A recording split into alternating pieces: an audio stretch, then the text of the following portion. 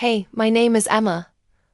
I'm 38, and I work as an interior designer for a small but well-known firm in downtown New York City. It's not the most glamorous job, but it keeps me busy. And after everything I've been through, that's exactly what I need. I design spaces for people, making their homes and offices feel like a reflection of their personalities, their dreams. It's fulfilling in its own way, but there's a hollow feeling that lingers.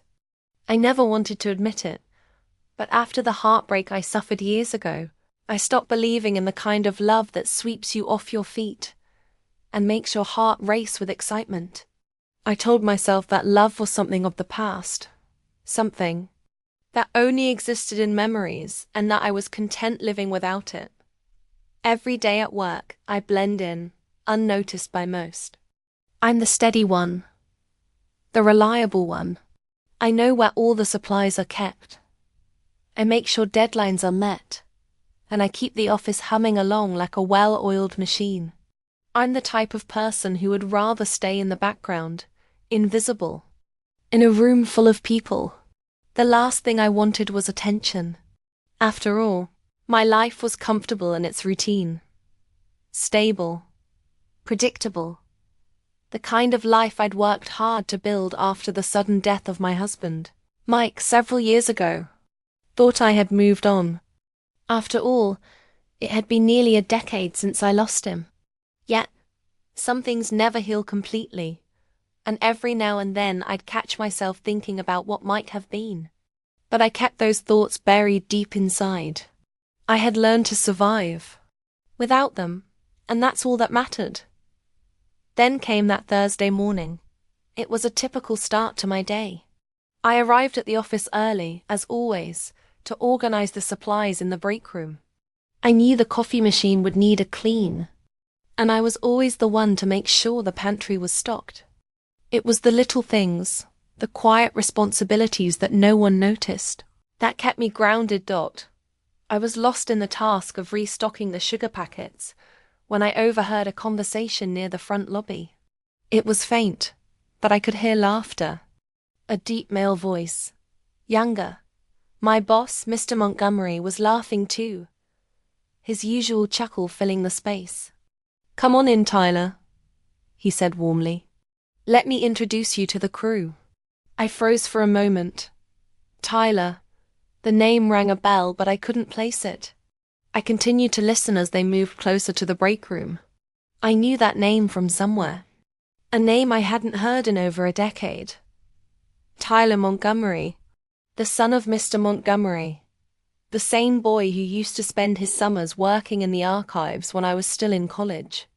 He had always been polite, but he was just a kid back then, helping out for a few months here and there. But now, it sounded like he was back in the city for good. I turned around just as they walked in, and my breath caught in my chest. Tyler was standing there, taller now, his broad shoulders filling the doorway. His face was different, the same, but different. Time had changed him. The carefree, awkward teenager I once knew was gone. In his place was a man who moved with purpose, confidence in every step. His dark hair was neatly styled, but there was something unkempt about it that only added to his charm. But his eyes were the same. Sharp, intense, and familiar. "Emma, right?" His voice broke the silence, sending a jolt through me. His smile was easy and genuine, as if the years apart meant nothing at all. But I knew better. Time had passed, and a lot had changed. I felt a flush creep up my neck. I knew I should have smiled and greeted him casually, but something in me betrayed me. Yeah, that's me," I replied, stammering slightly. "You look exactly the same," he said with a little laugh. I couldn't help but laugh too, a nervous, self-conscious laugh. "Well, time has been kind to you, Tyler. You've certainly grown up." I immediately regretted the words the moment they left my lips. It sounded too personal, too familiar. But Tyler didn't seem to mind. His smile widened, and for a moment, I saw a flash of something in his eyes. Something I hadn't seen in a long time. Something I wasn't sure I was ready for. "Thanks," he said, his gaze lingering on me a little longer than necessary. "I barely recognize you. You look like you've been doing just fine." I felt a lump form in my throat. I was doing fine. But was that enough? Could I still recognize the woman I had become after all these years? The rest of the day passed by in a blur. Tyler was everywhere, walking through the office, asking questions, taking notes. His presence, though subtle, left a mark on me. Every time he walked past my desk, I couldn't help but glance up. And every time he caught my eye. Not in a way that was inappropriate, but with an intensity that left me feeling exposed. Like he could see straight through me. He was noticing. Me. Really noticing me. By the time I was ready to leave that evening, the office was quieter. Everyone had gone home, and I was finishing up some last-minute work when I heard a voice from the hallway. "Emma?" I turned around, startled. It was Tyler. He was standing there, a jacket slung over one shoulder, looking as though he was about to leave too. "Can I ask you something?" he asked, his voice soft but serious. I nodded, my heart racing. "Sure, what's up?" He hesitated for a moment, and then took a step closer. "Are you happy here? I mean, in this job? In this routine?" It was an odd question. I wasn't prepared for it, especially not from him. Tyler had always been the polite kid, the one who smiled and nodded at everyone. But now he was asking something deeper. Something that felt personal. I blinked, a little thrown off. "I guess I am," I replied, fumbling for the right words. "It's safe, comfortable." He nodded slowly, his gaze unwavering. "Comfort is nice, but it's not the same as happiness." I felt my breath catch in my throat. There was something in the way he said it, something that made my heart skip a beat. His words hung in the air like a secret, a challenge, a quiet invitation. I wasn't sure how to respond, so I didn't. I just nodded, smiling awkwardly. "Well," Tyler said, flashing a grin, "just something to think about." With that, he turned and walked out of the office, leaving me standing there, unsure of what had just happened. The question he left me with haunted me for days. Are you happy? It wasn't just about my job. It was a question about my life, my choices, my fears. It felt like he had seen something in me that I had been trying to hide from myself for years. But why now? Why after all this time? What was he really trying to say? As the days passed, I couldn't stop thinking about him. His eyes, his words, that simple, almost casual question. Was I really happy? Or had I just convinced myself that being comfortable was enough? And that's when I realized something. The past, the love I had buried deep inside, wasn't as gone as I thought. It had always been there, just waiting for a spark to bring it back to life. The days following our brief encounter were a whirlwind of mixed emotions. My mind kept replaying that moment. Tyler's words, his presence, the way his eyes lingered on mine as if he were seeing a version of me that I hadn't seen in years. But with every passing day, the reality of our situation began to sink in. Tyler and I were no longer the young, carefree lovers we had once been. That time had passed. So much had changed, not just in the years we had spent apart, but in who we had become in those years. And yet, his presence at the office stirred up feelings I had long buried, emotions I thought were behind me. Every time we crossed paths in the office, I felt an invisible pull toward him. It wasn't the same as before. There was no wild, carefree rush of emotions. Instead, It was like something quieter, deeper, something more complex, something that made me question everything about my life now. Tyler wasn't just the man I had once loved. He had become a stranger, but a stranger who knew all the right buttons to push. And that question he had asked, "Are you happy?" echoed in my mind almost relentlessly. It was a question I had never dared to ask myself, and now I couldn't escape it. That Tuesday afternoon, as I was sitting in my small, cluttered office, I felt a presence behind me. I turned, and there was Tyler leaning casually against the doorframe, his arms crossed. The faint smell of his cologne wafted into the room, familiar and yet foreign, like a part of me that I had almost forgotten. "Emma," he said softly, his voice carrying a warmth that made my heart skip. "You busy?"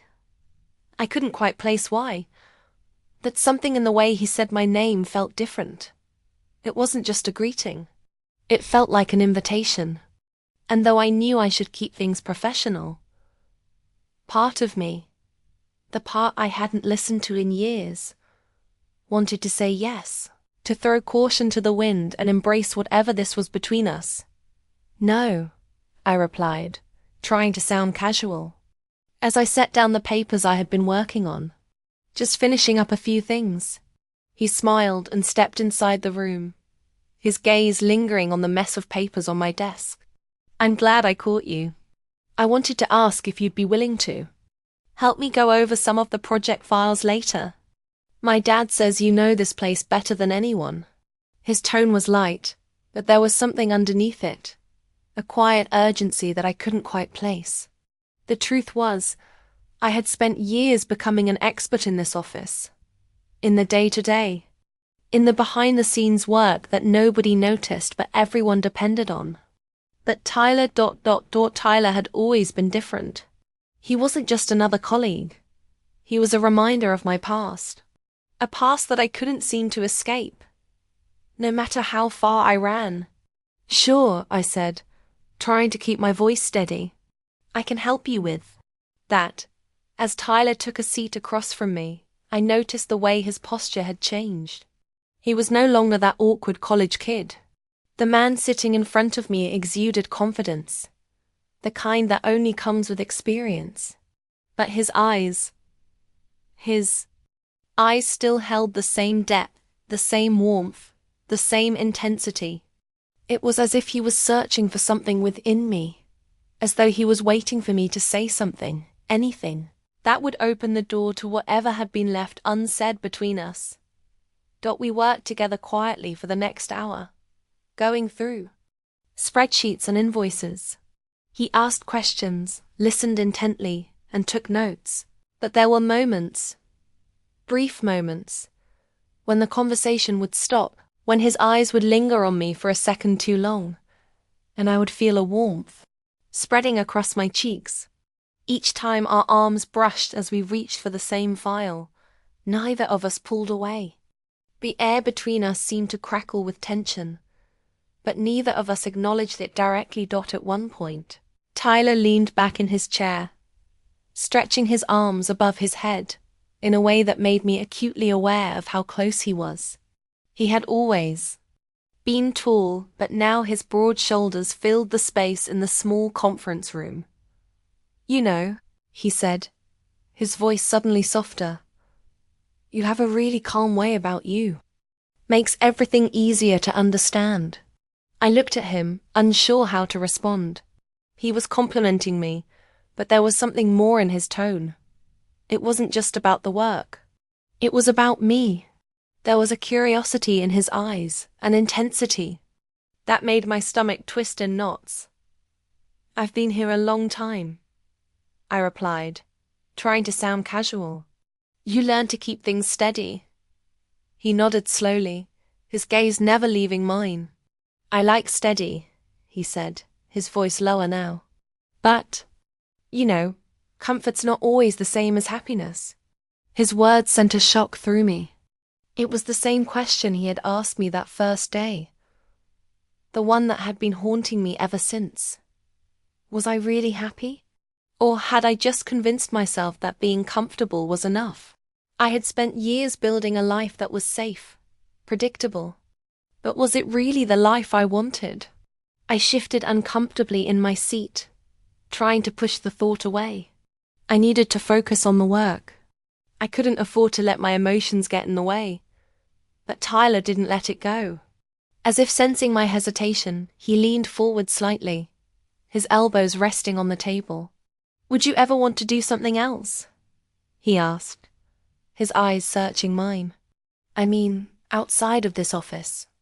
I stared at him, my breath catching in my throat. It wasn't a question about work. I could feel it in my bones. He was asking about me, about my life, my dreams. I hesitated. I had spent so many years pushing aside any thoughts of a future that didn't involve the steady routine I had built. Life had taught me that dreams were just that, dreams. Not something real, not something I could reach for. "I used to," I said quietly, my voice barely above a whisper. "I used to dream about other things. But life happened. Marriage, bills, then loss. And you get caught up in the routine. You stop dreaming." Tyler didn't say anything right away. He just watched me, his expression softening as if he understood more than I was letting on. Then, almost gently, he spoke. "Maybe it's time to think about dreaming again," he said, his words like a quiet challenge. I smiled, though it felt a little forced. Maybe. The rest of the afternoon passed in a haze. I couldn't concentrate. His question, his challenge, kept swirling in my mind. Was I really happy? Could I ever allow myself to want something more? Could I ever trust myself enough to reach for something beyond the comfort I had built? That evening, I stayed later than usual, finishing up reports and tying up loose ends before I left the office. As I was packing my things, I noticed something strange. There, sitting on my desk, was a small envelope. It was simple, just a plain white envelope with my name written on it in neat, precise handwriting. I opened it slowly, my hands trembling. Slightly, inside was a note, folded neatly. I pulled it out and unfolded it carefully. "Emma, I know that I can't undo the past, but I want to make things right. I don't expect you to forgive me, but I want you to know that I've never stopped thinking about you. If you're willing, I'd love to show you that what we had wasn't just a fleeting moment. You mean more to me than words can say." I stared at the note for a long time, my heart racing in my chest. Could I do this? Could I let myself believe in him again? Let myself believe in us? The question that had been haunting me for days echoed in my mind once more. Was I ready to take a chance on love again? The next few days passed in a blur of uncertainty and emotion. I couldn't stop thinking about the note Tyler had left on my desk. His words were so simple, but they hit me like a wave, pulling me under, making it impossible to breathe. I knew I should stay focused, keep my distance, not let him get under my skin. But no matter how much I tried to push him out of my mind, there he was. His smile, his touch, the warmth in his eyes that still felt so familiar. I was careful to keep things professional when we crossed paths in the office. We spoke about work, kept our conversations brief, but there was an unspoken tension in the air every time he was near. It was like a quiet storm waiting to break. Tyler hadn't mentioned the note since he left it, and I hadn't brought it up either. But we both knew something had shifted. That Friday afternoon, as I was wrapping up a meeting with a client, I heard a knock at my office door. My heart skipped a beat. I didn't have to look up to know who it was. Tyler, of course. It had to be him. "Hey," he said softly as he stepped inside, his voice warm but hesitant. "Got a minute?" I nodded, trying to keep my composure. "Sure, what's up?" Tyler stood there for a moment, looking almost unsure of himself. This wasn't the confident, self-assured man I had seen earlier. There was something vulnerable about him now, and for a moment, I wondered if he was having the same internal battle I was.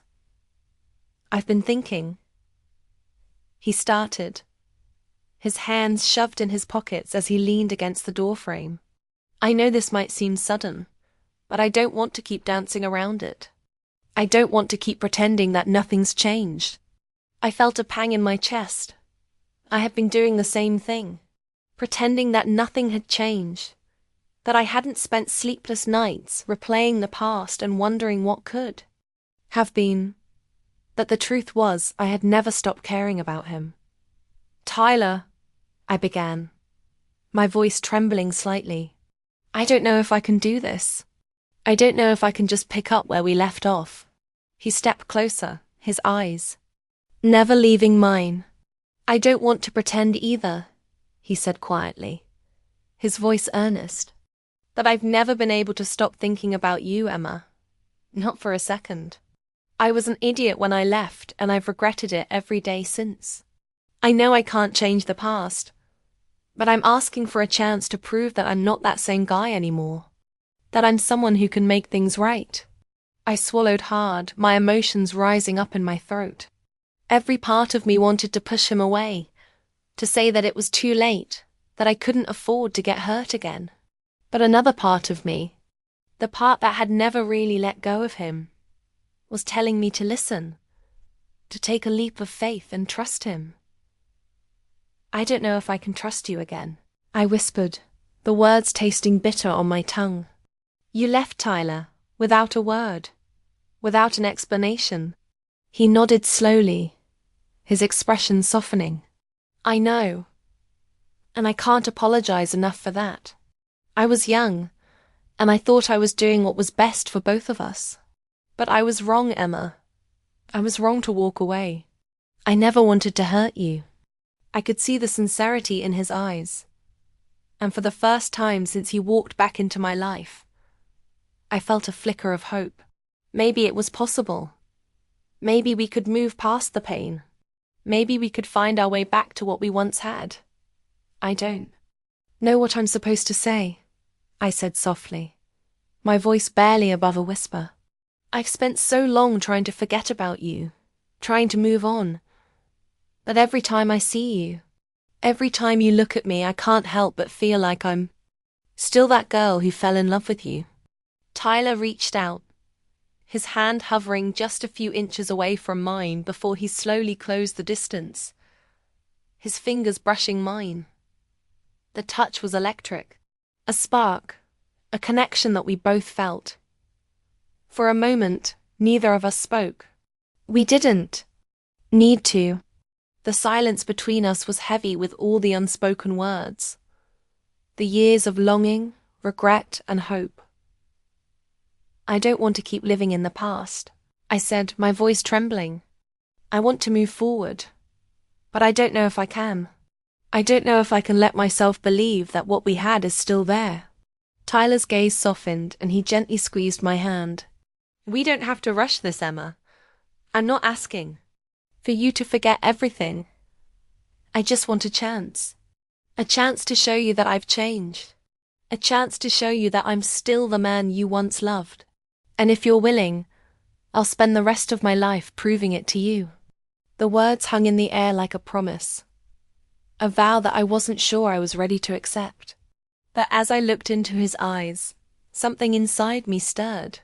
Maybe, just maybe, this was the second chance I had been waiting for. "I don't know what the future holds," I said quietly, my heart pounding in my chest. "But I'm willing to find out." Tyler smiled, his eyes lighting up with relief and hope. "That's all I'm asking for," he said, his voice filled with emotion. "Thank you." We stood there for a moment, just holding hands, the weight of the years we had lost between us starting to feel less heavy. Slowly, we began to take the first steps towards something new, something that had been waiting for us all along. The past would always be a part of us, but it no longer defined us. We had a chance to create something new, something real. Over the next few weeks, things between Tyler and me shifted. We started spending more time together outside of the office, talking about everything and nothing at all. We went for long walks in the park, had coffee at the small cafe down the street, and shared stories of the years that had passed. It wasn't easy, and it wasn't perfect, but it was real. And for the first time in a long time, I felt something that I hadn't felt in years. Hope. Tyler was patient, understanding, and gentle with me, never pushing me to move faster than I was comfortable with. And slowly, I began to believe in us again.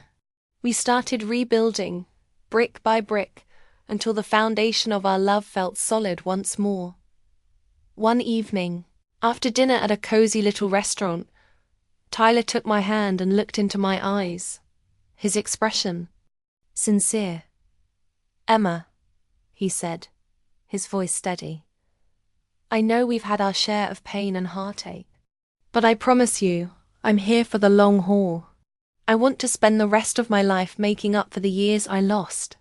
And if you'll have me, I'll spend every single day showing you that you're worth it." Tears welled up in my eyes as I looked at him, feeling a rush of emotions that I had been keeping locked away for so long. "I don't know if I can ever forgive myself for all the years we wasted," I said quietly, my voice thick with emotion. "You don't have to," Tyler whispered, his thumb gently wiping away a tear from my cheek. "We're here now, and that's all that matters." And in that moment I knew that our love wasn't lost. It had only been waiting for us to find our way back to each other. The past was behind us, but the future, our future, was just beginning.